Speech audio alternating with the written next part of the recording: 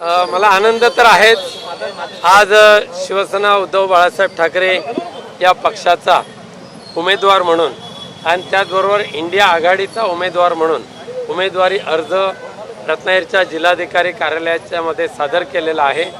शिवसेना उद्धव बाळासाहेब ठाकरे या पक्षाच्या पदाधिकाऱ्यांच्या बरोबरच इंडिया आघाडीच्या सर्व माननीय पदाधिकारी माननीय नेते मंडळी हे उपस्थित होते आणि हजारोच्या संख्येने उपस्थित असलेल्या आघाडीच्या कार्यकर्त्यांच्या उपस्थितीमध्ये या ठिकाणी मिरवणुकीने आलो। आम्ही उमेदवारी अर्ज दाखल केला, पण उमेदवारी अर्ज दाखल करत असताना जो आनंद आहे त्या आनंदाचं रूपांतर विजय तर नक्की आहेच, पण विजय किमान 2.5 लाखाच्या मताधिक्यानेच मिळो हा निर्धार आजच्या या उपस्थितीमुळे मनामध्ये निर्माण झालेला आहे।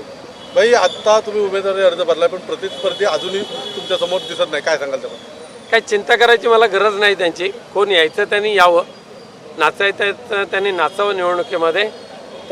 ज्याने निवडणुकीला उभं राहण्याचं जे धारिष्ठ करतील त्यांनी मनामध्ये पक्क ठेवावं की आपल्याला 2.5 लाखांनी आपटायचं आहे। ये वाला लेते हैं। Inverter AC. आप गैम्बलर हो ना? गैम्बलर? जुआ खेलते हो ना? तुम जुआ खेलते हो? अरे नहीं, ये तो कुछ भी बोले जा रहे हैं। इतनी महंगी और नाजुक एसी खरीद कर स्टेबलाइजर नहीं लोगे तो ये जुआ नहीं हुआ तो क्या हुआ? सिर्फ एक फ्लक्चुएशन आपके इन्वर्टर एसी के पार्ट्स को डैमेज कर सकता है। उसे वी गार्ड से सुरक्षित रखिए। V Guard, India's number 1 stabiliser. कोण? उदयनराजे यांची झालेली, पण रत्नागिरी सिंधुदुर्ग लोकसभा मतदारसंघात 11वी यादी झाली आहे भाजप।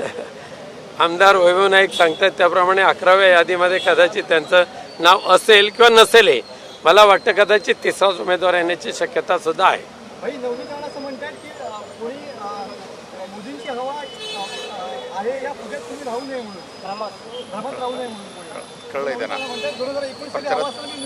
प्रचारात फिरताना खरं बोललंय ते, ईश्वर साक्षात शपथ घेऊन खऱ्या बोलल्या असतील असं मानायला काही हरकत नाही।